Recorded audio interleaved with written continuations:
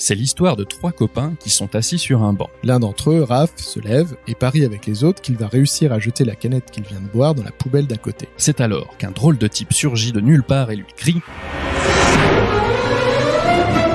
Non ! Surtout, ne lance pas cette canette. Mais pourquoi ? Parce que si tu la lances, voilà ce qui va se passer !»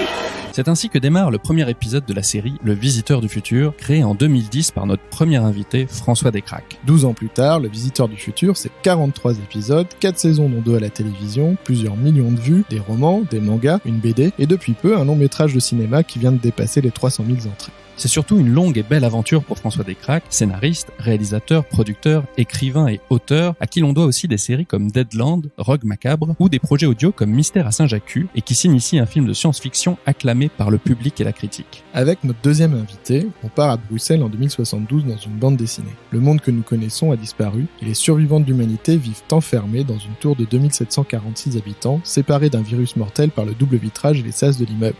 En son sein, les communautés ont bien du mal à vivre ensemble, et ce malgré l'aide d'une IA qui veille sur elles. L'humanité survivra-t-elle ? Au scénario de cette BD, on retrouve Omar Lagdam et surtout notre deuxième invité, Yann Kounen. Yann Kounen, c'est le réalisateur, d'entre autres, Gisèle Kérosène, Doberman, 99 francs, Blueberry ou encore de Mon Cousin. C'est aussi des films en VR sur le chamanisme, des documentaires sur l'ayahuasca et sur la vape, et surtout Yann Kounen, c'est un vrai passionné de science-fiction. Et ça tombe bien car c'est le sujet de notre nouvel épisode. Alors, qu'est-ce qui fait un bon récit de science-fiction ? Raconter le futur sert-il à éclairer le présent ? Peut-on écrire de la SF en France ? Peut-on comprendre 2001 l'Odyssée de l'espace de Kubrick sans avoir lu le livre ? C'est à toutes ces questions et à bien d'autres que nous allons répondre dans cet épisode. Je suis Yannick Lejeune. Et je suis Mike Cessno. Raconteurs et raconteuses, bienvenue dans la 2e saison de La Machine à écrire, le podcast de celles et ceux qui créent des histoires.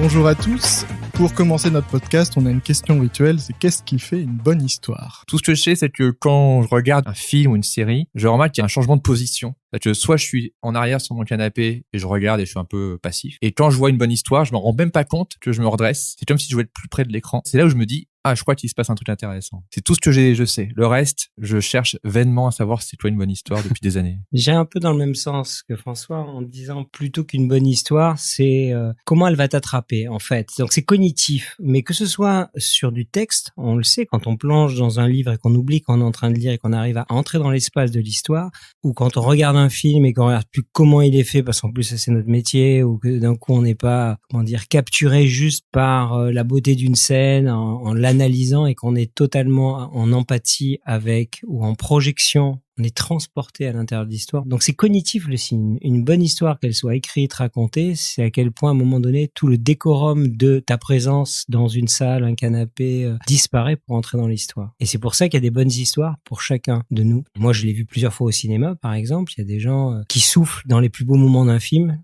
Moi j'avais eu un Terrence Malick, il y avait un type devant moi qui faisait « Oh !» Je me dis, punaise, il se prend une claque comme moi, c'est bien. Et à la fin, le mec, il a soufflé un grand coup à la fin. Il a fait, mais j'en peux plus, quelle merde, etc. Tu vois, il y a des choses qui résonnent pour chacun. Et plus spécifiquement, par rapport au thème de notre épisode, qu'est-ce qui ferait, selon vous, une bonne histoire de science-fiction ? On pense souvent que la science-fiction, c'est une question d'argent, de moyens, d'effets spéciaux. Et certes, ça joue, c'est sûr. Hein. Mais l'intérêt pour moi, la science-fiction, c'est les idées, en fait. Que tu peux faire un film de science-fiction sans aucun effet spécial, juste avec des bonnes idées, juste avec un bon concept. Je pense à ce film The One I Love, qui est un film avec Marc Duplass, qui se passe avec juste un couple et une maison. Et voilà, il n'y a pas d'effets spéciaux. Enfin, si, un peu d'effets spéciaux, mais très peu. Et tu peux faire ça, en fait, avec la science-fiction. Donc, c'est comment tu prends une idée et tu la pousses au bout. Tu défies certaines règles, on va dire, de la réalité, tout en étant cohérent. Pour moi, c'est le plus important, quoi. Que ce soit sur une planète, sur Arrakis, que dans un salon à Paris. Une bonne histoire de science-fiction, c'est à quel point elle va venir résonner dans ton présent personnel, dans le présent. Je trouve que les grandes histoires de science-fiction, elles vont permettre au lecteur ou à celui qui voit le film de se projeter dans un univers qui va traiter d'un sujet qui nous est contemporain, mais en le projetant, il va nous faire sentir autrement. Donc c'est un déplacement de point de vue qui qui va permettre de traiter beaucoup plus librement un sujet, enfin n'importe quel sujet, mais hors du contexte de notre époque même. Et on voit bien que la science-fiction, hein, on va prendre l'exemple de Soleil Vert juste pour un film politique ou qui va parler d'écologie. À l'époque, il pousse quelque chose qui peut nous faire juste regarder.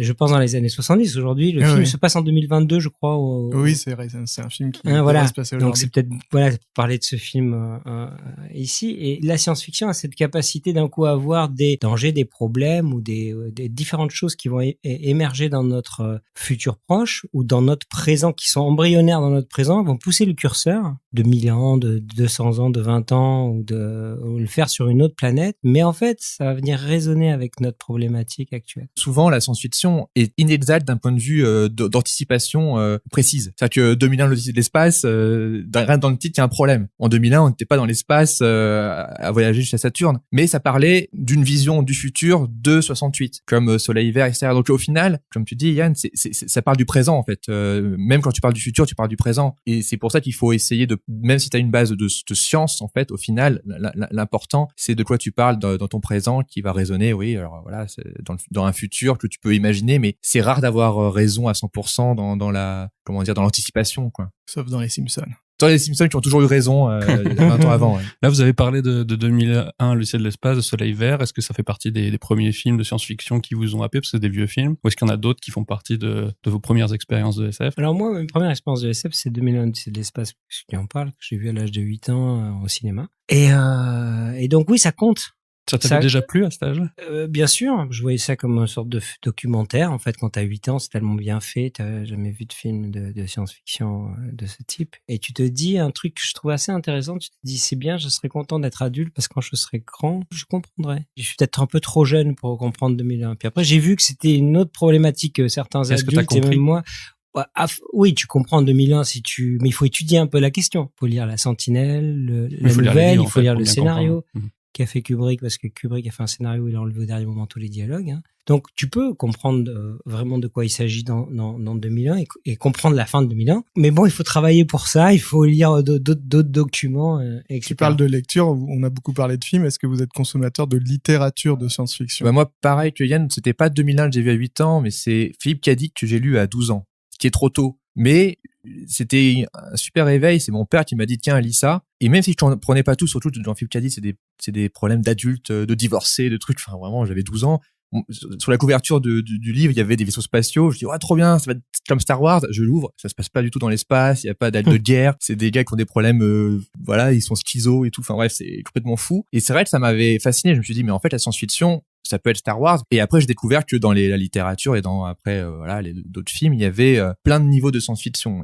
On pouvait faire du space opéra comme des trucs beaucoup plus pointus. 2001, je l'ai lu avant de le voir. Du coup, j'ai lu le livre de Arthur C. Clarke qui au final est une sorte de novélisation du film, mais qui explique plus le film que le film lui-même, mais en étant pas forcément d'accord avec le film. Et après, dans 2010, Odyssée 2, il te surexplique le truc. Donc, du coup, c'est comme si j'avais lu l'explication avant de voir le film, et le film me paraissait évident. J'ai dit, bah oui, j'ai tout compris. Et après, j'ai compris que c'était bien de pas tout comprendre, en fait. Que l'intérêt de Stanley Kubrick, c'était de t'ouvrir ton cerveau à des mystères, et de te faire, voilà, travailler un peu toi-même, quoi. Je pense que l'époque où il a fait 2001 et l'époque de ma génération, tu vois un film, tu ne le comprends pas, parce qu'il y a à peu près 99% des gens et qui comprendront après, ça nous paraît pas un problème. C'est-à-dire qu'au fond, on se dit, il y a un contenu où il y a une volonté, où il y a un désir qui n'est pas clair, mais qui existe dans l'œuvre. Tu vois, forcément, on fait pas les choses pour rien. Et puis après, j'ai remarqué, avec les années, dans le monde d'aujourd'hui, avec une standardisation quand même beaucoup des œuvres de cinéma, quand d'un coup il y a une œuvre un petit peu particulière qui arrive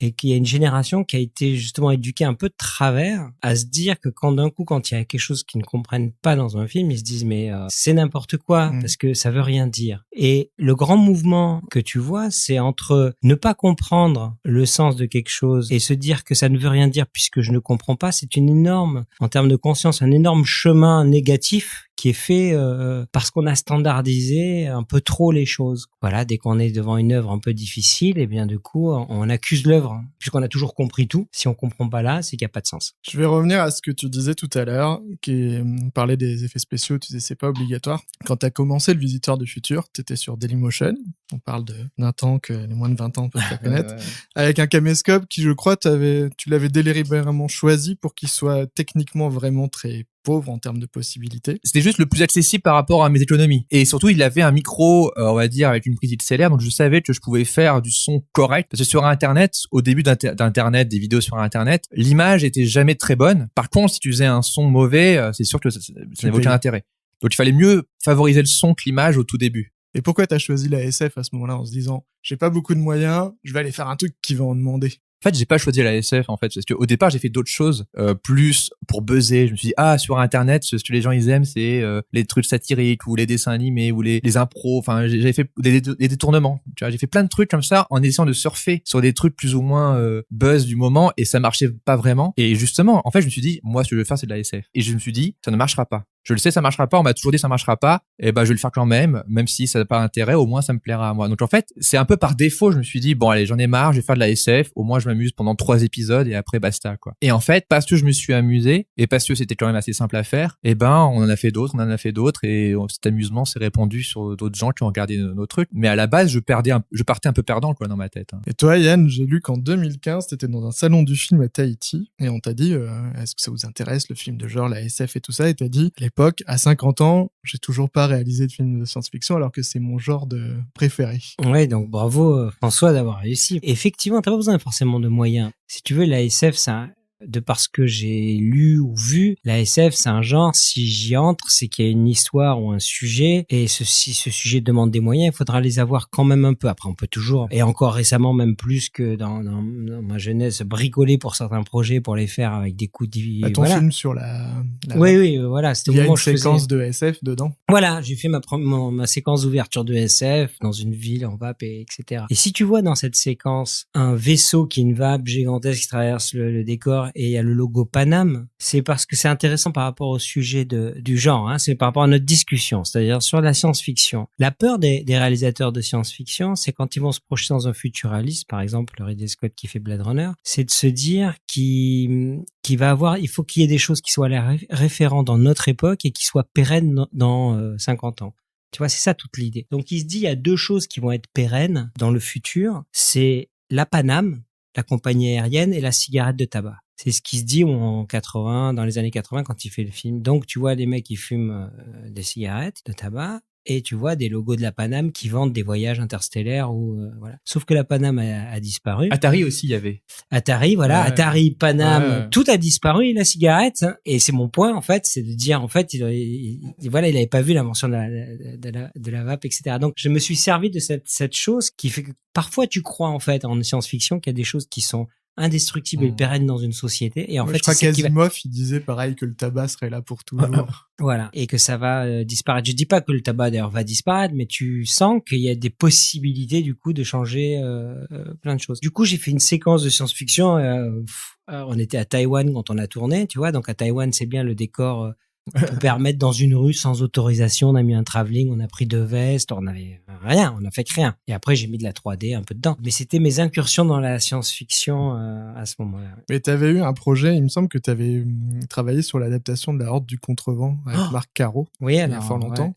Donc ça, c'est quand même un classique français de la science-fiction. Là, on voit pas, mais François Descraques a Ah bah les non, yeux mais qui je se sais sont ouverts en grand. bah, ça serait ouf. Là, c'est le classique de Damasio. On a notre photographe là qui est avec nous, qui est une grande fan. Pourquoi ce projet s'est pas fait? Ce que je peux vous dire, c'est quand il y a des projets très ambitieux, très complexes, et que parfois des producteurs qui ont un vrai désir et tout, mais pas encore assez d'expérience ou d'assises, c'est une industrie. Il y a des stratégies qui peuvent fonctionner et d'autres pas, quoi. Voilà. Parce que là, dans mes souvenirs, le projet c'était de faire un film. Il y avait un univers de jeux vidéo. Enfin, c'était vraiment quelque chose d'extrême. C'était gros. Donc moi, j'étais que sur la partie film. Alain avait fait un scénario et on l'a réadapté ensemble. Donc c'était une très belle collaboration avec Alain Damasio. superbe, c'est quand même son œuvre, donc c'est difficile de rentrer avec son propre imaginaire. Surtout celle-ci qui est Aussi, très... et voilà, et en plus, comme il y a une dimension quand même un petit peu mystique avec les crônes, et donc là, moi, j'avais essayé de tirer pas mal ces fils-là, et je me rappelle qu'à l'époque, à l'aéroport de Tokyo, parce qu'on avait été allé voir aussi du motion capture à Tokyo avec lui, à l'aéroport de Tokyo, il m'avait raconté le roman sur lequel il travaillait,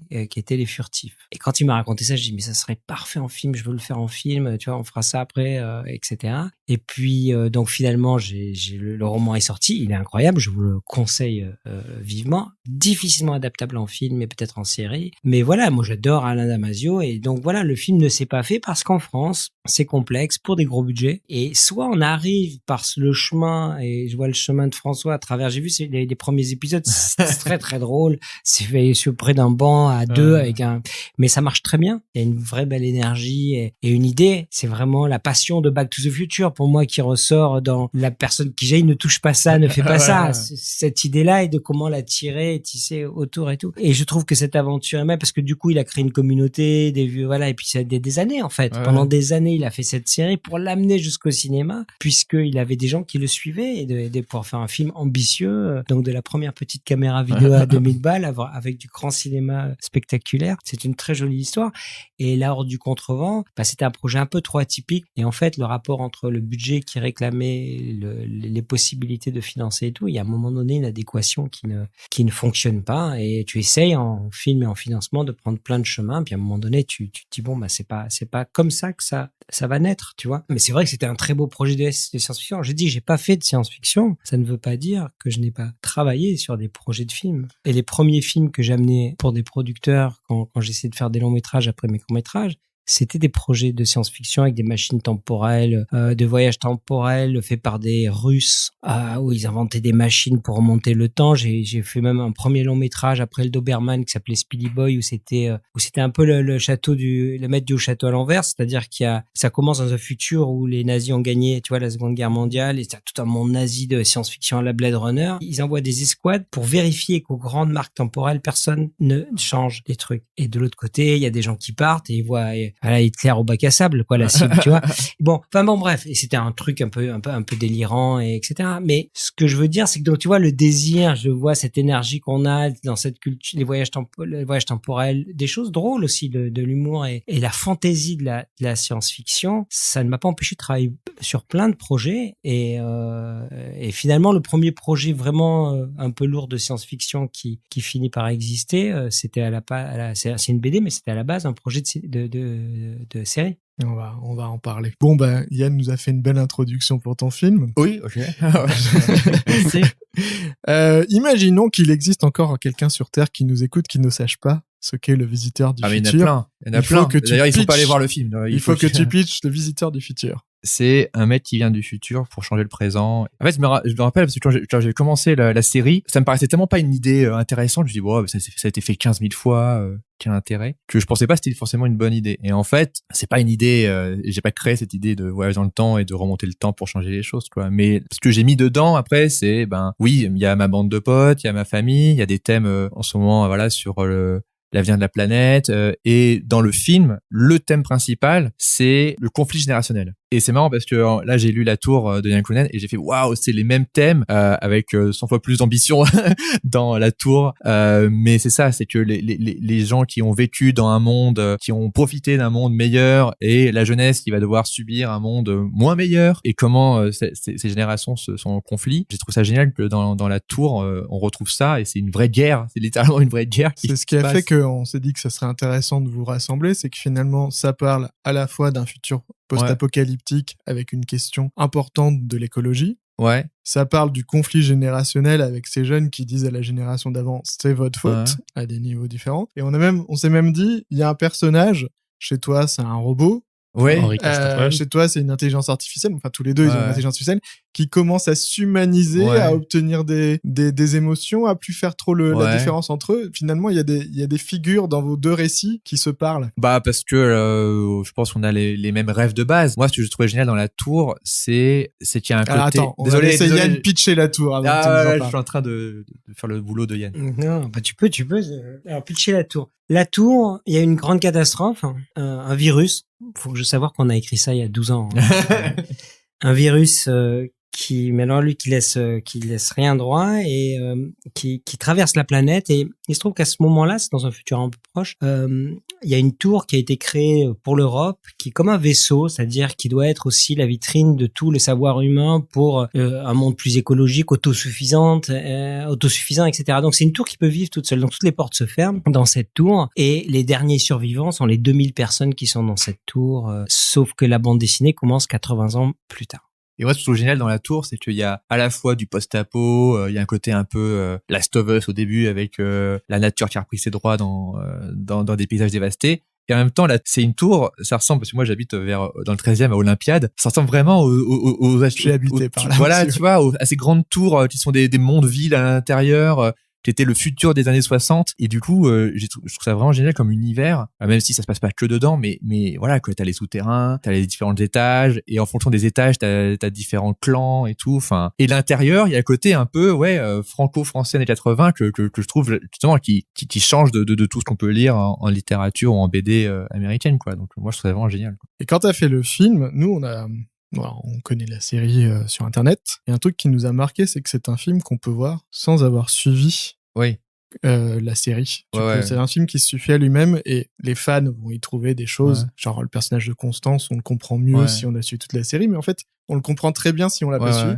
Comment tu t'es mis à écrire? Est-ce que c'était une volonté consciente? Oui, en fait, je voulais vraiment dès le départ faire un film qui soit pas une saison 5, qui soit pas un complément de la série. Je voulais vraiment faire un film qui marche au cinéma et que les gens aillent voir sans avoir vu la série. Mais c'était difficile. Le premier truc que j'ai fait, c'est qu'à la fin de la saison 4, j'ai clôturé le maximum d'intrigues secondaires pour me laisser un terrain simple, entre guillemets, avec d'un côté l'équipe du visiteur, de l'autre côté l'équipe de la brigade temporelle. Je me suis dit, bon, avec ça va être simple. Et en fait, ça n'a pas été simple. C'est-à-dire que j'ai mis 3-4 ans à trouver la bonne version du script. C'est-à-dire que j'ai écrit vraiment une dizaine de versions, et c'est même pas des versions, c'est juste des histoires complètement différentes.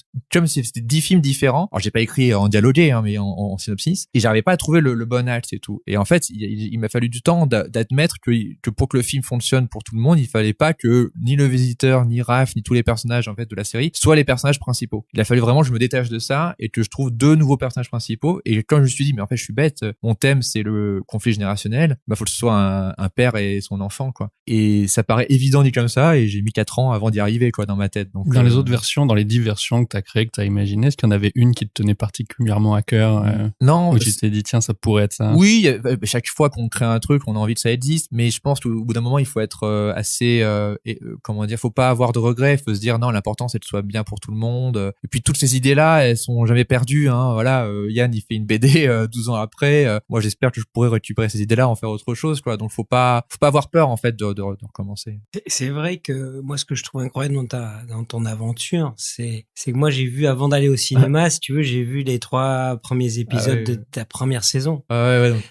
Donc, je vois quelqu'un qui a une bonne idée, qui s'amuse, il y a de la pêche et de l'énergie, tu rigoles, et tu te dis, voilà, de cette énergie-là, comme une petite étincelle, et des années ont passé, il a dû complexifier la chose que je veux pas voir encore, pour arriver jusqu'à un film. Donc maintenant, je vais aller directement voir le film, et je trouve que ce voyage est assez incroyable, parce que tu as appris en faisant, tu t'es complexifié. Maintenant, je vais regarder un petit peu d'autres épisodes dans les saisons pour voir ce voyage d'apprendre. Ça, c'est une école, en fait. Voilà, c'est ça. C'était une école. En fait, la série, pour moi, c'était la meilleure école de scénario, de réalisation, de direction d'acteur, parce qu'on voit aussi la direction d'acteur qui change au fur et à mesure. Même eux, ils changent. Oui. Sur donc, le visiteur du futur, c'est l'acteur en lui-même, c'est particulièrement marqué.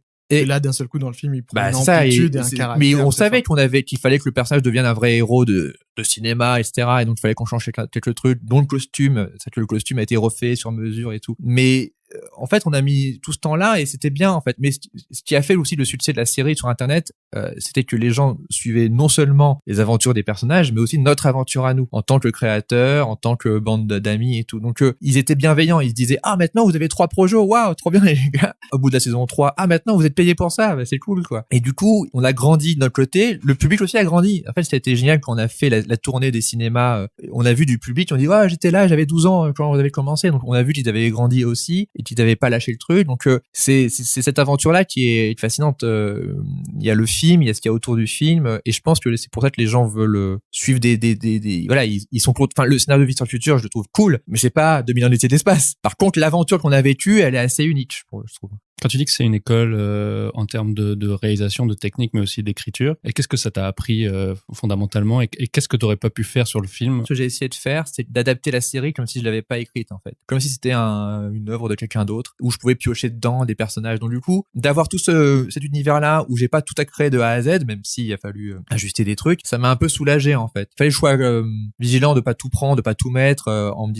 Bizarrement, j'ai pas essayé de plaire aux fans, en fait. C'est que je savais que les fans allaient être contents si je mets des références, mais l'important pour moi, c'est que tout le monde puisse rentrer dans le film et que tous les personnages soient organiques, on va dire qu'ils s'intègrent naturellement dans l'histoire. Donc du coup, j'ai pu piocher, oui, dans cet univers-là, mais ce qui est marrant, c'est que moi-même, j'oublie les trucs. C'est que vraiment, je suis le premier à oublier ce que j'ai écrit. Et des fois, j'allais sur Wikipédia, savoir genre, attends, mais... Demander aux fans, est-ce que lui, il a dit ça? Mais vraiment, des fois, il y a des trucs, je leur dis, mais attends, mais il y avait des problèmes de date. Je me rappelle, dans la série, il y a un plan du Vie sur le futur avec plein de dates et plein de catastrophes, et le plan, on l'a perdu, dans la vraie vie. Et du coup, j'ai dû demander à des gens de me dire, ouais, qu'est-ce que j'avais marqué ici? Et vous avez des arrêts sur image où je peux choper des trucs, parce que j'avais moi-même oublié, parce que j'ai jamais rien noté. Et donc les fans m'ont aidé pas mal à ce niveau-là. Mec, il a une théorie sur la progression des saisons jusqu'au film. Théorie, ça veut dire qu'on avait un plan, en fait.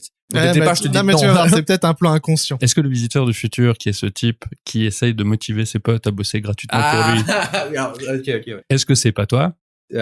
Et Totalement. est-ce que dans la saison 3, par exemple, quand ils se battent contre les missionnaires qui font la même chose qu'eux mais avec plus de moyens, c'est pas une allégorie de la web-série contre la prod TV? Mais en fait, même des fois, je me rends compte très tard, hein, c'est que la série et même le film, ça parle de moi qui galère à faire un film ou à faire une série, en fait, inconsciemment, qui essaie de motiver des potes, voilà. Alors le visiteur, c'est une version de moi avec beaucoup de mauvaise foi et un peu extrême. Et dans le film, c'est ça, hein, on lui dit non, tu pourras pas le faire, non, c'est une mauvaise idée, il le fait quand même, voilà. Donc il y a forcément de moi dedans et tout, même si j'essaie de pas non plus être trop méta parce que ça intéresserait moins de gens, quoi. Mais c'est forcément en filigrane. Du coup, quand il est séquestré dans la saison 4, c'est par la royauté ou par France Télévisions? Alors non, alors pour le coup, le paradoxe, c'est que tous les gens qui nous ont vraiment aidés à la produire la série et le film, c'était l'inverse de ce qu'on voit à l'image, en fait. Ça a toujours été des gens hyper bienveillants qui ont jamais essayé de me contrôler, etc.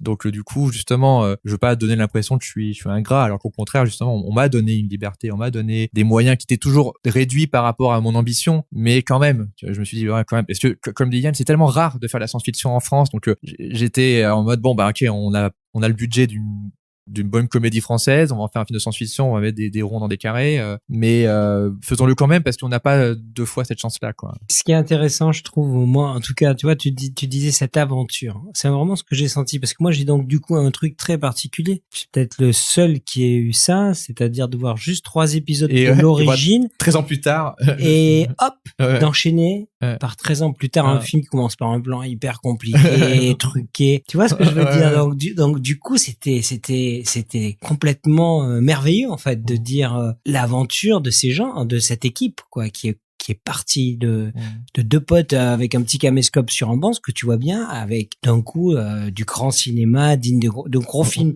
de science-fiction, parce que le premier plan, c'est vraiment un plan très complexe, très technique. Et après, on reste dans les sous-sols. Après, on reste, un peu dans les sous-sols, mais bon, ça marche bien, c'est ce qu'il faut faire, c'est ce que tout le monde fait ça. Et justement, sur La Tour, tu nous disais que c'est quelque chose qui a été écrit il y a très longtemps, qui devait être une série télé. Qu'est-ce qui s'est passé pour que ça devienne une BD? On a eu que des choses positives autour de cette série. Il y a des grandes compagnies qui ont pris les droits de la série. Et je parle ça il y a 12 ans. Et donc, c'était, on va le faire. C'est bon, pif. La science-fiction, c'est une série un peu lourde. Et puis après, on nous a dit, écoutez, on va le faire, mais en plus, on va le faire avec des Américains, donc vous allez plus le faire.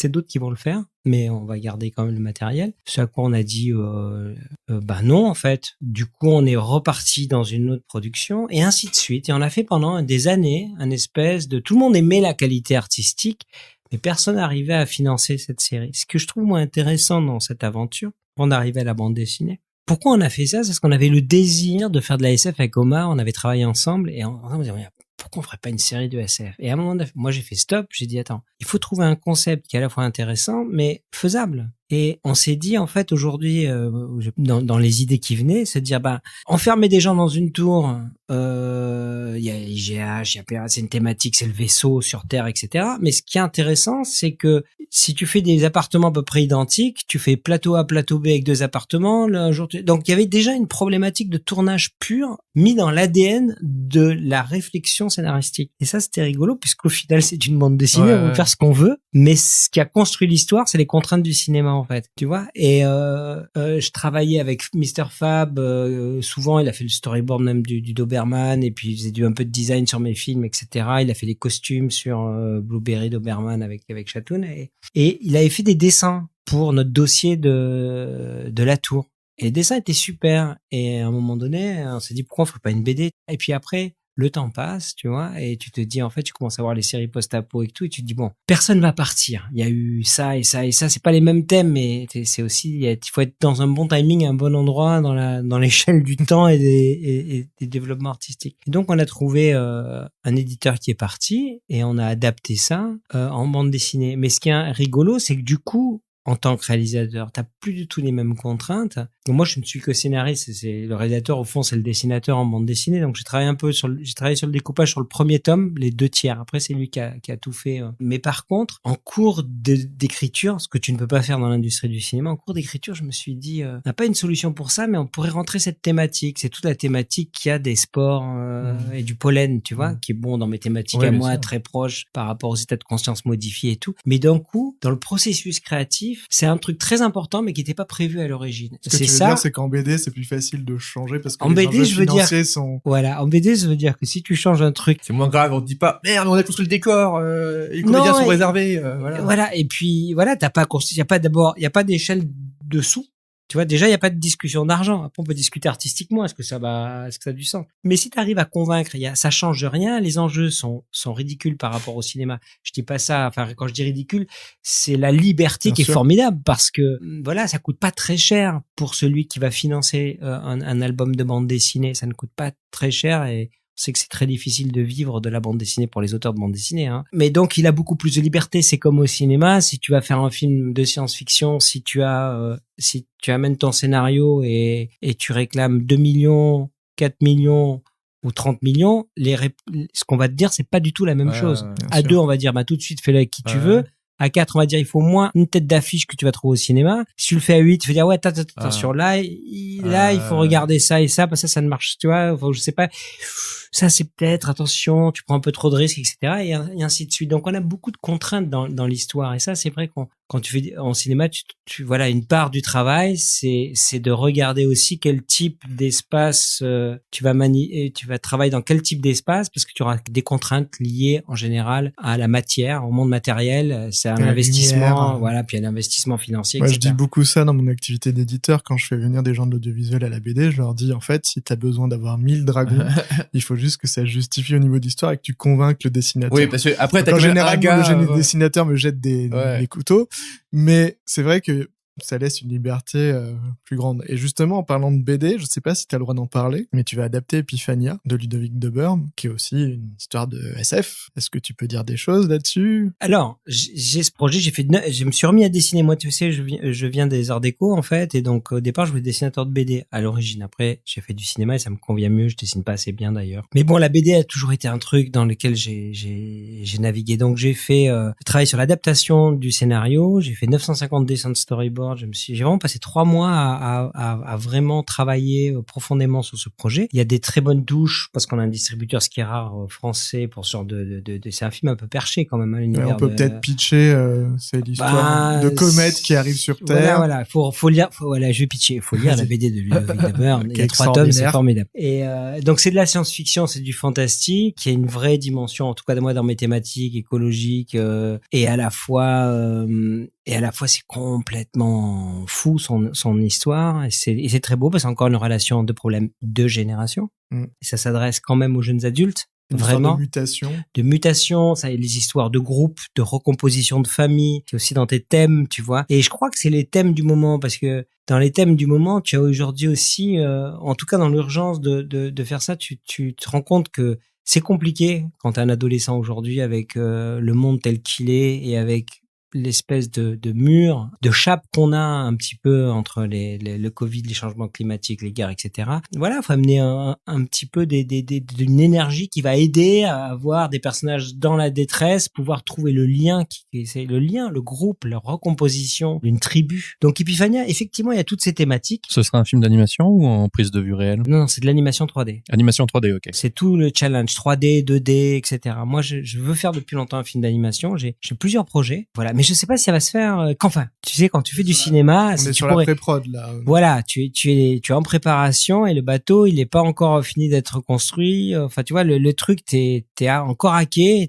Tu sais pas encore si tu vas partir. Donc, j'espère. C'est un très beau projet. J'ai vraiment envie de le faire. J'espère qu'il va pouvoir se financer. C'est vrai qu'en ce moment, j'ai beaucoup de relations à la bande dessinée, en fait. C'est-à-dire, à la fois Epiphania, c'est de la bande dessinée. À la fois, je fais de la bande dessinée avec La Tour. Et à la fois, j'ai un autre projet qui a une grosse IP dont je peux pas parler, mais en anglais, de bande dessinée aussi. Mais est-ce que ça fait partie de mon ADN, ouais. Justement, Doberman, 99 francs, Blueberry, Le vol des cigognes, tout ça, c'est des adaptations. Est-ce que cette capacité à créer sur la base de l'univers d'un autre, ça vient de ton passé de publicitaire, de clipper? Alors, quand t'es réalisateur, il y a deux choses. Si tu veux, dans le clip et la pub, j'ai appris du savoir-faire. Des technologies, des trucs, mais rien sur autre chose que ça. Ça m'a permis de financer mes courts-métrages et mon train de vie, c'était de faire des films avec l'argent de la publicité. Mais ça m'a rien appris. Je pense que il y a deux types de réalisateurs. Il y en a qui sont passionnés par la publicité et qui en font leur vie aussi, et je comprends, hein. Et puis il y en a d'autres qui ont envie de faire du cinéma, puis à un moment on leur dit, bah non, tu peux pas faire du cinéma, mais tu peux t'entraîner en faisant un peu de pub et de clips. C'était le cas de Jean-Jacques Hano, de plein de Ridley Scott, tu vois, tout ça, c'est pas des... Et c'est pas en soi un monde où je crois où t'apprends des choses. Alors t'apprends quelques trucs en faisant des pubs, notamment sur ne pas t'attacher à tes plans. Tu vois, tu te rends compte que tu montes un film, il fait 1 minute, tu te dis, ah ben, il est parfait, il faut en faire 30 secondes, c'est impossible. Et puis, quand tu vois le 30 secondes 6 mois plus tard qui a été fait, tu te dis, en fait, c'était très bien comme ça. Donc, tu apprends plein de choses. En fait, l'adaptation sur l'univers des autres, c'est que très tôt, je me suis dit, tu peux te raconter plus facilement, parfois, dans les univers des autres. Tu vois, parce que j'ai écrit des films, moi, comme Vibro Boy, avec Carlo de Buttini, Gisèle Kérosène, Dernier Chaperon Rouge. Et chaque fois, moi, c'était des trucs trop perchés. D'accord? Donc, j'y suis allé avec des films de science-fiction, des univers personnels. Et à chaque fois que j'ai essayé de développer un univers personnel, le système n'en voulait pas. Donc après, je me suis dit, je vais contourner, je vais voir des choses que j'aime, que je pourrais faire, dans lesquelles je pourrais mettre des choses à moi. Et j'allais avec mon scénario et le roman du Doberman. Tu vois, c'est comme ça que ça a commencé. Soit tu écris des scénarios à partir de rien, soit tu adaptes une histoire. Et quand tu écris le scénario, tu vas mettre toutes tes thématiques, toutes tes choses. Et donc, moi, j'avais oublié que Doberman, c'est une adaptation. Hein. Moi, pour moi, c'était un film de Yann Kounen, moi de A à aussi. Z. Hein.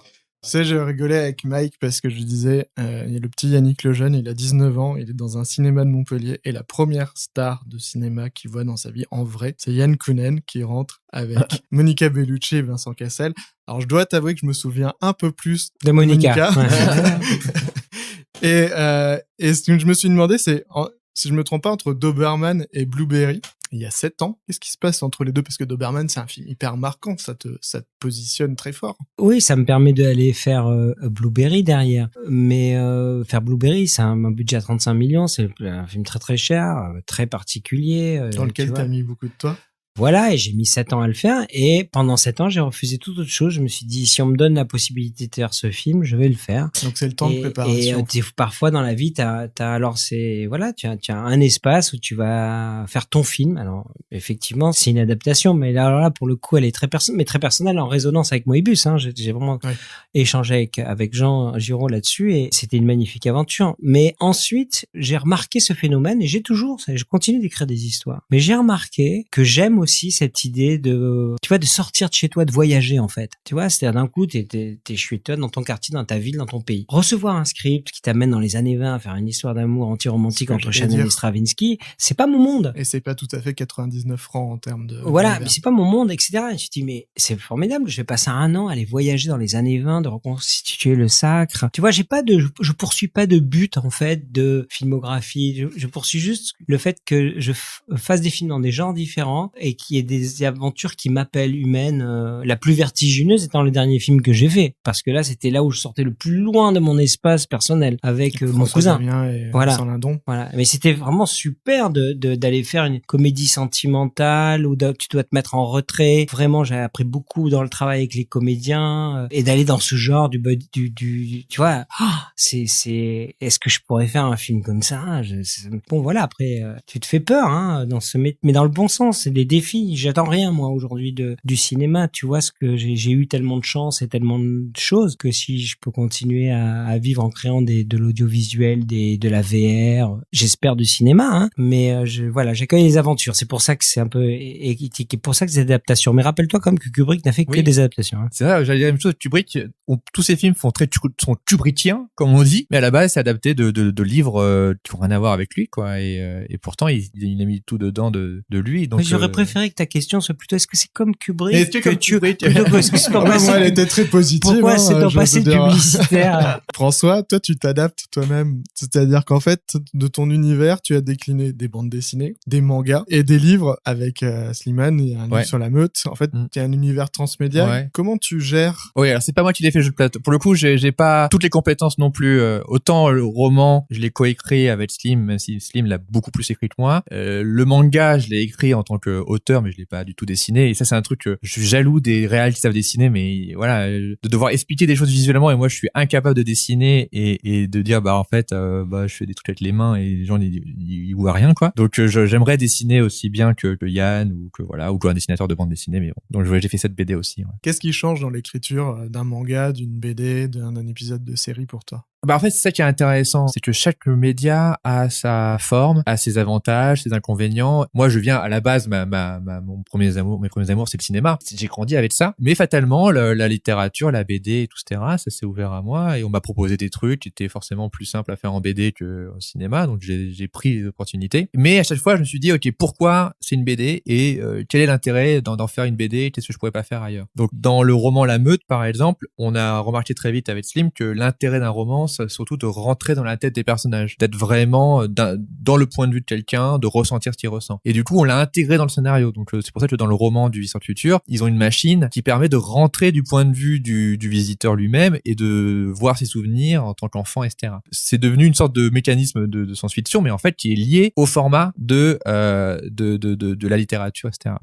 Donc on l'a vraiment, on s'est dit ça, on pourra pas le faire ailleurs, quoi. Ça a du sens en roman, quoi. Pourquoi l'avoir fait sous forme d'épisode plutôt que de sortir un roman complet? Le roman en épisode numérique, pour le coup, c'est pas nous qui avons décidé, c'était vraiment à l'époque Brajlon, l'éditeur, qui a dit on a un nouveau format, est-ce que ça peut vous correspondre? Et au final, c'était une très bonne idée parce que ça a permis à Slim et moi au lieu d'écrire un roman de 500 000 signes, qui était un peu l'objectif, d'écrire d'abord 100 000 signes. Et en fait, on avait une histoire globalement, mais on n'avait pas tous les éléments. Donc on a fait le roman La Meute un peu comme on faisait la série à l'époque, à savoir par bloc, pour ne pas se perdre trop vite, quoi. Donc ça a été fait comme ça un peu pareil par des contraintes d'éditeurs, et au final on en a profité. Et après quand on lit la Meute en intégrale, au final c'est un roman. Donc c'était pas plus mal de faire ça par bout. Mais c'est marrant parce que dans le manga, la particularité du manga, contrairement à la bande dessinée franco-belge, c'est que déjà dans le manga, ça paraît idiot, mais il y a plus de pages, il y a plus d'action. Là où une bande dessinée franco-belge, j'en ai fait aussi, chaque planche doit être un peu une sorte de tableau, c'est-à-dire que t'as les cases mais t'as la planche générale et donc c'est comme si tu faisais un tableau. En manga, tu feuillettes plus un manga comme tu feuillettes un feuilleton, quoi. Même si chaque planche est très belle et on avait un super dessinateur qui a fait des super planches, tout est fait pour être en mode cliffhanger.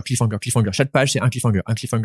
Et en fait la particularité du manga c'est que ça se compose par chapitre. Un tome de manga fait 5 chapitres et donc du coup il fallait faire des cliffhangers et donc je me suis dit ok, en fait c'est un feuilleton dessiné, et donc ça je me suis dit ça je peux le faire. Donc ça m'a vachement aider de comprendre un peu ce format-là et tout ce rythme-là et de voir que je pouvais m'y adapter, quoi. Je pense que c'est une problématique vraiment d'aujourd'hui. C'est-à-dire que, et toi tu navigues bien dedans, t'as bien trouvé le truc. On parle d'écriture, on parle d'histoire. Tu as une histoire que tu vas raconter, que tu as envie de partager. Est-ce que c'est mieux que ce soit un roman, une bande dessinée, un manga, un film, une série, une web-série, une expérience VR. Mais je trouve que c'est vraiment intéressant de dire, bon, moi, au cinéma, je peux faire ça, mais ça, j'ai envie de le raconter aussi, je veux le faire autrement. Est-ce que tu déploies, en fait, c'est ce que tu as fait sur ton univers entier? Mais un peu par accident, parce que moi, j'avais pas cette ambition-là. C'est vraiment des propositions qu'on m'a faites. Et d'ailleurs, le manga de la Brigade temporelle, c'est comme toi avec La Tour, dans le sens où c'est à la base, j'avais commencé à écrire une série, parce que à la fin de la saison 4, je me suis dit, ah bah cool, France 4, ils veulent travailler avec moi, je vais faire une série de la Brigade temporelle, comme c'est un spin-off, machin et tout. Et ils ont dit non.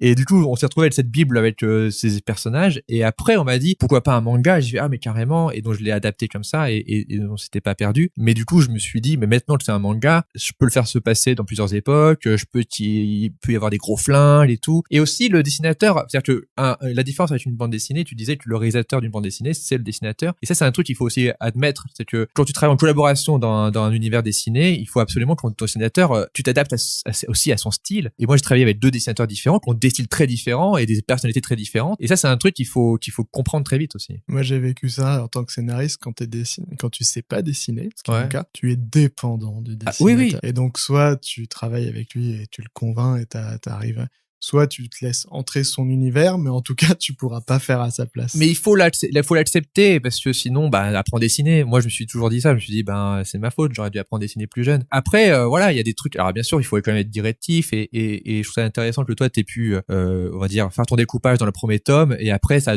dû donner une sorte d'ADN à la tour, qui fait que dans le deuxième tome, ça roule un peu plus tout seul, quoi. Faut aussi avouer que Mr. Fab, il a pas mal d'expérience et c'est un sacré dessinateur. Ouais, c'est un très bon dessinateur. Il a son expérience. Il a sa vision aussi. Moi, mon travail, il a été plus à un moment donné, d'accepter que je suis scénariste, et ça m'a interrogé sur le rapport du réalisateur avec ses scénaristes, parce qu'à un moment donné, quand t'es réalisateur, tu dis, bon, on a fini l'écriture, puis tu vas changer des choses, tu vois. Et imagine-toi, tu fais pendant des années des travaux avec un dessinateur, et il va dire, ouais, moi, je veux le truc comme ça. Et tu dis, non, regarde, comme ça, tac, tac, tac. Puis à un moment donné, toi, t'es scénariste et lui, il est dessinateur, il dit, moi, non, regarde, je vois le truc comme ça. Et il fait, ah, mais non, moi, je le vois pas comme ça. Et c'est parti. Et d'un coup, tu dis, quoi?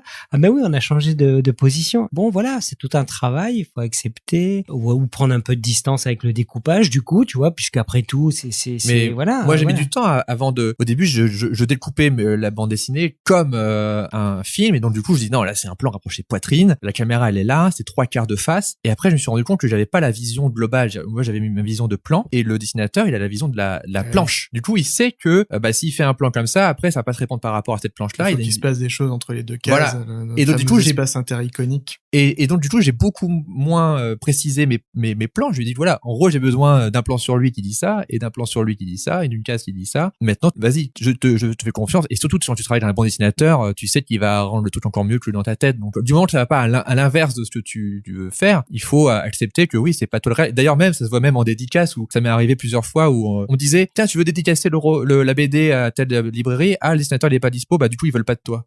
C'est moi qui ai écrit. Oui, mais c'est pas toi qui veulent, en fait. Ils veulent le dessinateur. Et c'est lui la star de la BD, en fait. Yann, tu parlais de raconter la même histoire sous différentes formes. Nous, on a un copain qui s'appelle Fred Voluère, qui travaille chez Atlas 5.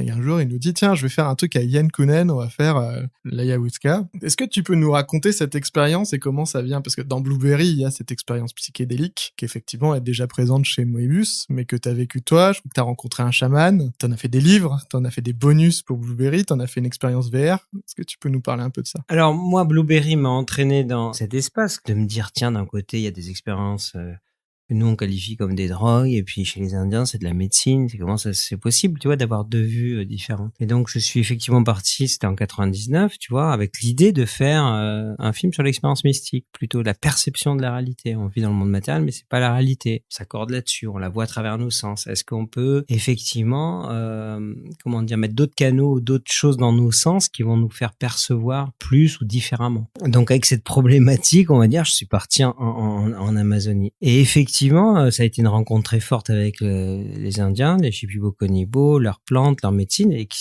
cette histoire a fait en sorte que j'ai fait Blueberry, d'autres mondes, plusieurs livres, et puis toujours ce monde visionnaire apparaît dans les œuvres. C'est un langage, en fait. C'est comme ça ouvrait la porte d'un langage l'on a tous, et les artistes ont particulièrement. Parce que moi, je le vois dans certains films, je dis tiens, c'est le même langage, en fait, tu vois. Donc cette aventure, elle est toujours présente, elle continue, tu vois.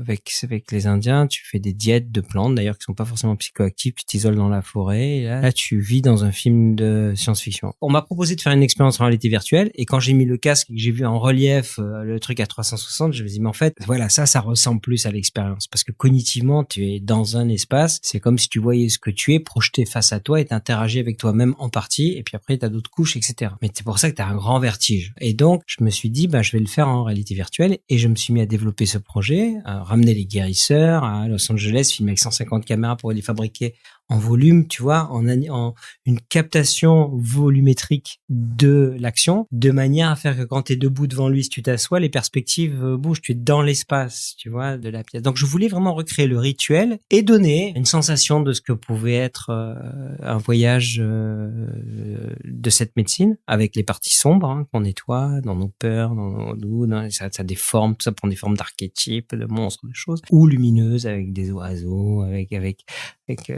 les belles pensées qui brillent, je dirais, tu vois, quand tu es bien et tu as ça. Et le travail de guérisseur, c'est de se mettre dans cet espace mythique et à l'intérieur de ça, à travers son chant, ses émotions, de te guider dedans pour que tu sortes tes traumas, tes souffrances et pour que tu te réémerveilles aussi de la nature propre voilà, que tu illumines tes sentiments et voilà. Et donc, ça fait quoi? Donc, 23 ans. Moi, j'ai toujours une histoire avec ces Indiens, avec ces plantes, que c'est cohérent, que ça suit. Et Ayahuasca est la dernière production que j'ai fait sur le sujet. Mais là, je prépare un autre livre sur un autre thème, mais là, une thématique qui serait vivons-nous dans un métaverse, tu vois, parce que on a vraiment la thématique du métaverse et en fait, tu vois, de la même manière que quand les gens voient Avatar, ils se disent oh j'aimerais vivre à Pandora, mais tu vis à Pandora où les plantes sont connectées entre elles, où il y a des networks, où tes rêves, tes choses, tout ça est relié donc à travers à la fois la science indigène, la science de notre monde et la science indigène. Se dire que peut-être l'exploration aujourd'hui qu'on va arriver à avoir du métaverse va nous faire questionner, tu vois, notre réalité autrement, parce qu'on va d'un coup se projeter avec nos sens dans un espace qu'on sait pas réel, mais qui va nous paraître réel. Donc c'est une simulation. Est-ce qu'on serait pas dans une super simulation quelque part? Ouais, il y a des grands mathématiciens qui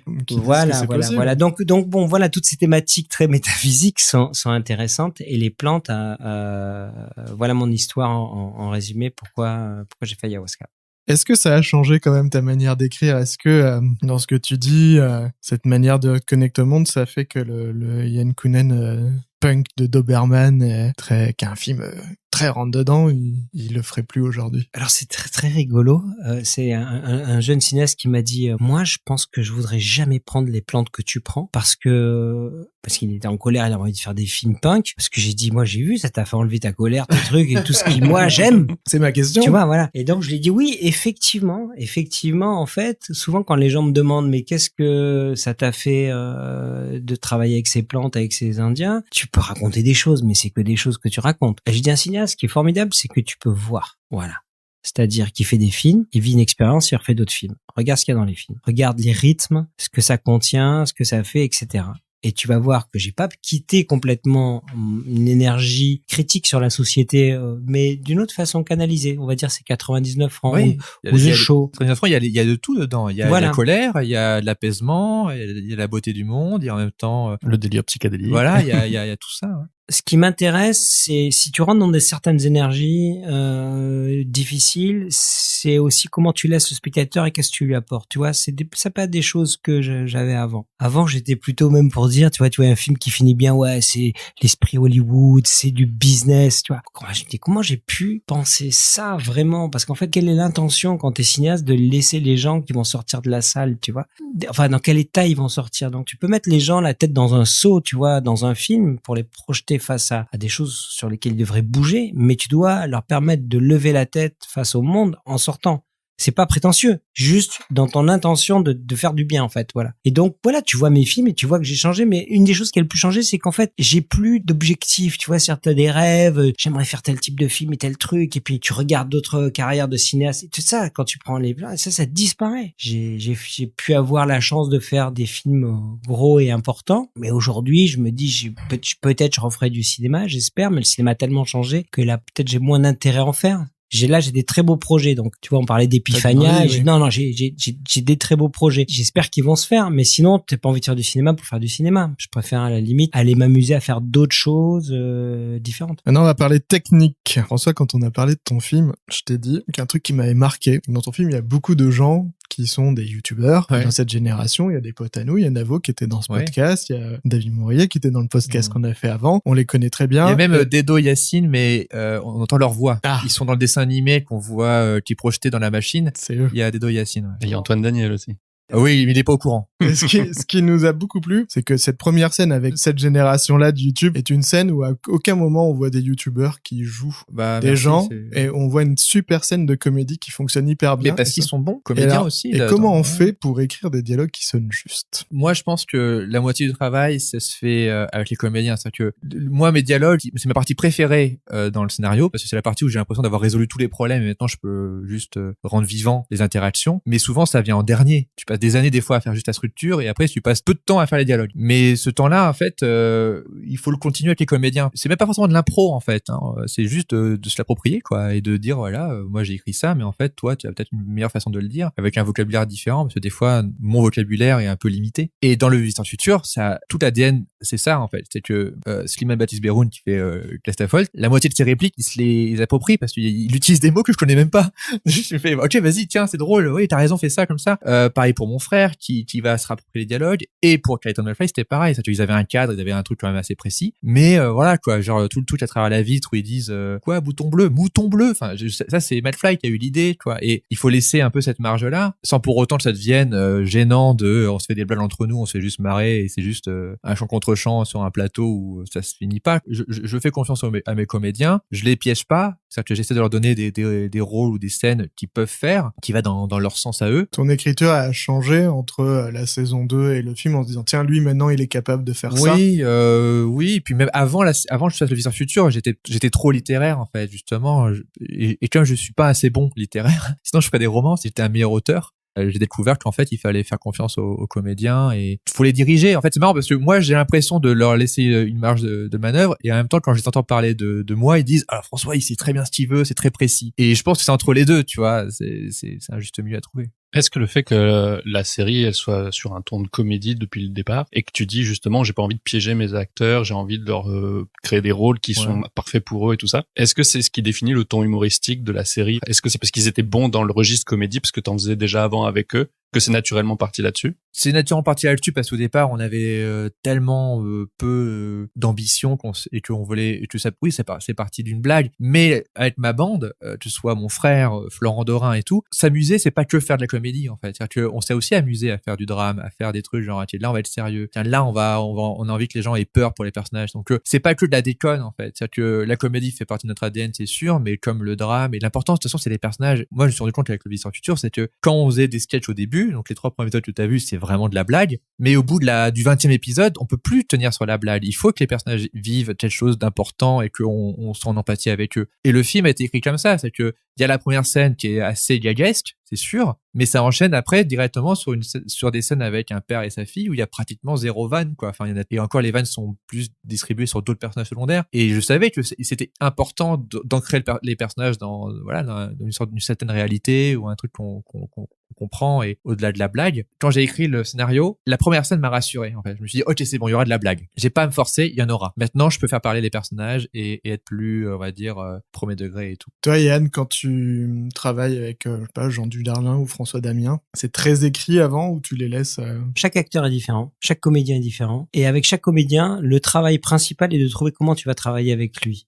Est-ce qu'au contraire, tu dois le faire répéter, ou est-ce qu'au contraire, tu dois discuter du personnage et pas parler des dialogues et voir ce qui vient? Il va être bon tout de suite ou il va devoir chauffer par rapport à un autre, etc. Enfin, il y a plein de choses. Moi, j'aime beaucoup, comme François, il y a la mise en bouche. Tu vois, tu fais déjà des lectures et tout avec tous les comédiens autour d'une table, et puis il y en a qui je dirais plutôt ça que ça, et puis d'un coup il y a une vanne qui arrive par un des comédiens dans la lecture, et d'un coup ça change et on dit ça c'était une bonne histoire, tu la notes dans le scénario, on n'est pas encore au tournage, et donc en fait tu fais des écritures d'abord qu'avec tes comédiens principaux, avec Jean notamment par exemple. Il y a des scènes où on se dit ça peut aller plus loin, donc on se voyait, on réécrivait avec Jocelyn, avec lui, on réfléchissait autour, je repartais. Et après encore, t'as sur le tournage une dernière couche où il y a des choses qui peuvent surgir. Voilà, et si tu peux, tu dis tiens, écoute, essayons. faisons une prise comme ça, mais fais quand même une prise sans si tu es pas sûr. Et puis il y a des tas de choses où l'acteur va changer au dernier moment et c'est beaucoup mieux. Voilà. Le tout, c'est l'alchimie et la relation que tu as avec l'acteur, de le comprendre. C'est toujours dangereux d'ouvrir complètement un espace à un acteur parce que d'un coup, à un moment, il peut t'amener une nouvelle page de dialogue avant de tourner et puis c'est une vedette. Ça m'est arrivé, tu vois, il a fait ses nouveaux dialogues et tu prends la feuille, tu dis, ben non, ça va pas être possible. Et là, d'un coup, ça devient un vrai problème de production. Enfin, tu vois, le truc s'arrête parce que d'un coup, il y a une confusion. Donc, faut pas aller à une ouverture qui te permet ça, mais par contre, n'importe quel acteur a un meilleur regard sur le personnage qu'il joue parce qu'il va le jouer que toi qui l'as écrit. Donc à partir de là, tu dois faire confiance à l'acteur et le guider. T'es un chef d'orchestre, c'est lui qui joue. Quand est-ce que on sait qu'un scénario est terminé? Quand t'as plus le choix, en fait. Quand on te dit que c'est terminé et qu'on t'interdit de t'y retoucher. Mais moi, ce que j'ai appris sur mon premier film, c'est que à quel point le montage, c'est toujours un truc que j'ai toujours entendu, j'ai lu dans les interviews, qui disaient, le montage, c'est la dernière version du scénario. Et là, j'ai pu vraiment le vivre dans le sens où vraiment, c'est pas que j'ai remonté toute l'histoire en montage et j'ai inversé les scènes, mais j'ai pas inversé l'ordre des scènes, on va dire, je suis pas allé jusque-là, mais en tout cas, dans les scènes, j'ai fait un truc que j'avais jamais fait avant, à savoir vraiment couper des moments de dialogue et faire répondre des trucs qui se répondaient pas avant, quoi. Et au départ, je pensais pas qu'on pouvait faire ça. Vraiment. Je me suis dit, ah bon, mais cette réplique, on peut la faire répondre à cette réplique-là. Ce regard qui était pas prévu pour ça, on le fait répondre à ce regard-là. Là, il y a eu vraiment un vrai tilt. Je me suis dit, ah, mais c'est cool, en fait. On a cette marge-là au montage, parce que le premier montage que j'ai montré au producteur, il faisait 1h50, 1h55 et tout. Et vraiment, quand ils m'ont dit, ça serait bien de couper 15 minutes environ, mais je me suis dit, mais c'est pas possible. J'ai tout mis, voilà, il y a rien à enlever, quoi. Et le lendemain, on enlève 15 minutes, parce qu'en fait, on se rend compte que oui, on peut toujours enlever des trucs. Et surtout dans la science-fiction, ce que j'ai appris, c'est que dans le scénario, j'avais vachement dialogué certaines explications. J'avais beaucoup expliqué pour me dire, ok, j'ai besoin que tout le monde comprenne tout. Donc ça, lui, il va expliquer ça, il va expliquer ça. Comme ça, ce paradoxe-là, il est verrouillé. Comme ça, cette théorie-là, elle est verrouillée. Et en fait, souvent, dans un film, en tout cas, peut-être pas forcément dans un roman, peut-être pas forcément, voilà, mais dans un film, quand le film s'arrête et que les gens parlent beaucoup pour t'expliquer des trucs et que t'as plus l'impression d'avoir un cours. Une exposition qui te fait sortir. Voilà. Et en fait, ça aide pas, voilà. Et la preuve, quand tu disais que Stanley Kubrick, il avait coupé tous les dialogues de 2001, même si j'en suis pas là, heureusement, mais j'ai compris. Je me suis dit, mais oui, en fait, ton film s'arrête parce que les gens sont en train de prendre des notes, en fait, et il faut pas qu'ils fassent ça. Il faut que, justement, ils arrivent à pas voir le temps passer et tout. Et souvent, plus expliquer, c'est justement leur dire, attention, ça, c'est un problème. Alors que si t'expliques pas, il y a moins de problèmes. Alors après, ils peuvent décortiquer plus tard, tu vois. Donc ça, j'ai appris à moins expliquer, et dans le voyage dans le temps, c'est compliqué parce qu'il faut quand même expliquer un petit peu, et j'ai vu que ils avaient fait pareil, pour, Looper. Rian Johnson, il avait passé beaucoup de temps à tout développer, toutes ces théories de voyage dans le temps, pour au final enlever le maximum d'explications pour que lui, son film fonctionne dans sa théorie, mais que les personnages passent pas trop de temps à t'expliquer, quoi. On a toujours tendance à se protéger en surexpliquant, et en fait, quand le film est fabriqué, donc au montage, tu te rends compte que tu dis, mais en fait, personne va avoir besoin de cette scène, en fait, ils sont ailleurs, les gens sont dans l'émotionnel du personnage. Mais moi, je trouve que la plus belle démonstration en écriture récemment de la complexité d'un univers dont t'as pas besoin d'explication, passer de la science-fiction, et pourtant t'en as besoin, mais t'en as pas quand même, c'est le Dune qu'a fait Villeneuve. Oui. Parce que moi, je suis un fan absolu du roman, j'ai dû le lire 10 fois. Quand j'ai vu les choix, je me suis dit, c'est formidable. Parce qu'en fait, parfois, la science-fiction, c'est comme faire un film pour des gens qui connaissent pas ce monde, d'accord? Donc, ils savent pas comment ce monde opère. Et puis, d'un coup, les mecs sont en voiture, et puis ils disent, oui, tu t'arrêtes encore au feu rouge, oui, il faut que j'attende qu'il soit vert. Tu dois faire comprendre que quand c'est vert, tu passes.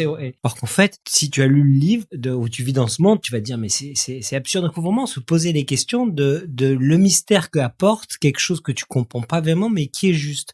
Et les choix qui ont été faits par l'équipe d'écriture et Denis Villeneuve dans Dune sont une leçon, en fait, d'écriture, parce que tu as le roman pour pouvoir le comparer au film, et tu vas voir que, par exemple, tu ne comprends rien, et on ne mentionne jamais le conditionnement impérial du Dr. Huey, alors qui fait 40 pages dans le roman, et en fait, ça marche très bien. Toi, tu le vois.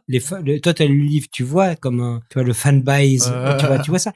Pareil, le Pete le Mentat du baron Harkonnen est un personnage avec lequel tu sais même pas son nom dans le film. Et en fait, c'est d'arriver de voir vivre auprès de quelqu'un qui ne connaît pas l'univers, qu'en fait, il faut garder absolument les points essentiels pour ne pas perdre le récit, et l'autre va amener ce fameux mystère dont on parle. En tout cas, tu as raison, moi j'ai pas vu ça justement dans ton film, c'est-à-dire que dans ton film, moi je me posais des questions, j'avais des éléments de réponse, mais j'ai jamais eu cette surcharge, et c'est évident que tu l'avais écrit, mais c'est très difficile à doser. Ouais. J'avais même une ou deux questions, mais ça c'est bien. Il y a du mystère à la fin. Je dis mais attends, si ça c'est ça, pourquoi ça c'est ça? Donc on le fera. Non, je pense pas. Quel est le meilleur conseil d'écriture que vous ayez reçu? C'est pas Jordan Peele qui me l'a donné directement, mais je l'ai lu dans une interview et lui il a dû le recevoir de quelqu'un d'autre. C'est un mantra, on va dire, c'est pas un conseil, c'est follow the fun. Et ça paraît stupide en fait, mais surtout au cinéma où en fait comme dit Yann, t'es jamais sur un projet tout le temps, enfin t'es toujours en train de faire plusieurs trucs en parallèle, tu te doutes, tu dis quel projet va être mieux, etc. Pourquoi pas celui-là, carrière, ça non. Et en fait, follow the fun, ça veut dire juste suivre ce qui t'amuse, on va dire, ce qui t'intéresse. C'est ça qui doit te guider au final, parce que il y a tellement des problèmes techniques, surtout au cinéma, où après tu dois vraiment résoudre des problèmes juste logistiques, etc. Que si ton sujet, si ton film ne te prend pas vraiment, alors fun, ça veut tout dire, hein, c'est pas que sympathique, hein, ça peut être aussi vraiment passionné. Et ben voilà. Et moi, je suis tellement content que mon premier film soit le Visiteur Futur, parce que pendant longtemps, c'était pas forcément ça mon premier film. J'avais plein d'autres projets en parallèle, et je me suis dit waouh, l'énergie de Jamie dans ce film, c'est-à-dire que heureusement que j'étais passionné par le sujet et heureusement que j'étais content de voir mes potes à l'image et tout, parce que ça aurait été un film que j'aime à moitié avec des gens que j'aime pas, mais j'aurais souffert. Moi j'aime beaucoup ce conseil parce que c'est vrai, c'est suis ton intuition, hein, on dit la Luke Skywalker. Ouais, mais oui, ce qui te fait vibrer en fait. Mais le conseil d'écriture, je pense, c'est un rapport, ça c'est plus du coaching d'écriture. C'était Selena Cohen qui m'avait parlé et qui m'a montré ça, c'est le grattage des personnages. En fait, c'est de pouvoir regarder l'histoire du point de vue des personnages. C'est d'amener là et gratter les personnages, c'est juste les construire. Ce on fait beaucoup dans le scénario, mais moi, je pense que j'avais pas fait ce travail. C'est seulement récemment, c'est sur ces dernières années que vraiment, d'un coup, tu rentres dans une scène et tu la regardes du point de vue du personnage. Parce que parfois, on fait faire des choses pas forcément cohérentes, alors tandis que d'aller gratter qui sont, d'où ils viennent, quels sont leurs ancêtres, qu'est-ce qu'est le métier, tout ça. À un moment, ça me paraissait quand j'étais jeune complètement. Et en fait, ça me paraît vraiment intéressant. Et tu peux le faire aussi après en deuxième couche avec l'acteur, tu vois, et ça va pas du tout influencer le récit, mais en fait ça va influencer beaucoup le fait que tu connaîtras mieux ton personnage. Connais ton personnage, il y a le connais-toi toi-même, mais en écriture c'est connais bien ton personnage. Juste prends ce temps, après tu le lances dans ton récit. Quelle est la dernière bonne histoire que vous ayez lue, vue, entendue? J'ai vu au cinéma récemment Everything Everywhere All at Once, et c'est marrant parce que pour revenir au cinéma de Yann Kounen, quand j'ai vu Doberman, le premier truc que je me suis dit c'est on a le droit de faire ça? Je savais pas qu'on avait le droit de faire ça en fait au cinéma, et j'ai eu la même sensation avec Everything Everywhere. J'ai fait on a le droit de faire ça aussi. D'accord. C'est comme si ça ouvrait d'autres perspectives. Je dis, ok, je savais pas qu'on avait le droit de mélanger histoire de famille, d'immigration, film de kung-fu, de multiverse, enfin bon, c'est un film. De toute façon, plus tu le décris, moins il a de sens, tellement qu'il est fou et en même temps très cohérent et très, voilà quoi. Dire, c'est de la folie et en même temps c'est de la beauté. Il y a tout dans ce film. Non, je suis d'accord. C'est vraiment un coup des films qui te manquent, quoi. Tu vois. Enfin, moi, je pense plus à une époque où Carlo de Boutini, qui était le scénariste avec qui j'ai fait mes courts-métrages, et Vibro Boy, et quand j'avais vu Swiss Army Man qui ont fait les frères Daniels, au début j'ai regardé ça, je dis bon, ça va tenir un quart d'heure, c'est génial, hein, mais ça peut pas tenir un film, tu vois, et ça tient. Quand j'ai vu ce film, je me suis dit voilà, il y a cet esprit particulier, c'est bien qu'il y en a qui ait pris cette voie, et c'est vrai que d'un coup le fait que ce soit un succès pour la créativité, c'est formidable. Ouais. C'est-à-dire que d'un coup les gens ils ont envie de respirer un peu dans des espaces créatifs. Mais bon, c'est un film. La dernière chose en termes d'histoire que j'ai lu, j'ai vu des choses après qui m'a vraiment touché. C'était pas du tout prévu, mais c'est La cendre et l'écume de Ludovic de Byrne. C'est sa BD autobiographique. C'est un sort de roman graphique, et ça m'a touché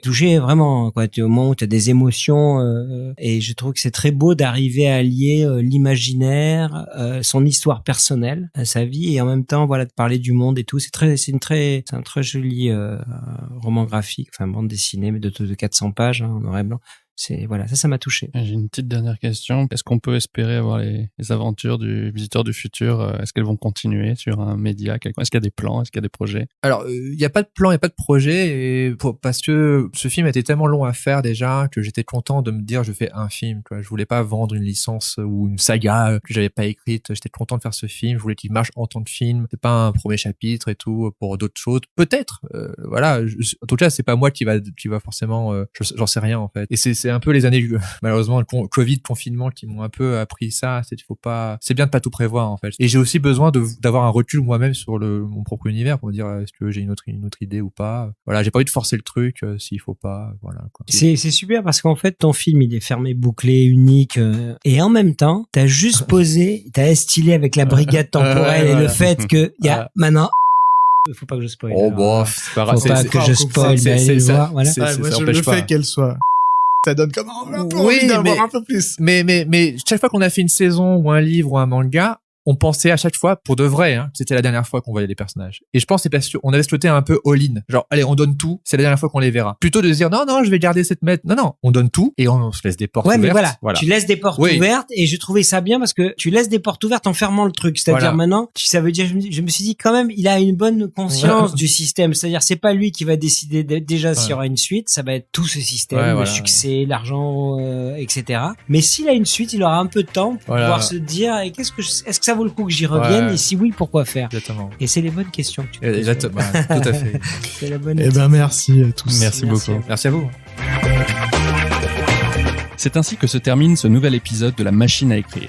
On remercie une nouvelle fois nos invités pour leur confiance et leur temps. Merci à Yann Kounen, dont les premiers albums de la trilogie La Tour sont dans toutes les bonnes librairies. Merci à François Descraques, dont le film Le Visiteur du Futur est encore en salle. Et bien sûr, merci à tous pour votre écoute et vos retours. Si vous souhaitez nous soutenir et avoir des nouvelles du podcast et de nos invités, vous pouvez nous suivre sur votre réseau social préféré. Nous sommes présents sur Facebook, Instagram et Twitter. Vous trouverez les liens dans la description de l'épisode. Et pour ne jamais être en manque de bonnes histoires, vous pouvez vous inscrire à notre newsletter 5 bonnes histoires. Chaque vendredi, nous vous envoyons notre sélection de récits passionnants à lire, voir ou écouter. Des livres, des BD, des séries, des films, des documentaires, on sélectionne tout ça avec amour. Que du bon. Cette newsletter vous permet également d'être tenu informé de la sortie des nouveaux épisodes du podcast. Vous trouverez aussi le lien pour vous inscrire dans la description de l'épisode. Pour nous soutenir, n'hésitez pas également à parler de la machine à écrire autour de vous, à vos amis, à votre famille et sur vos réseaux sociaux. Le bouche à oreille est le meilleur moyen de nous aider à grandir. Et si vous avez une minute, vous pouvez également nous laisser 5 étoiles sur Apple Podcast et Spotify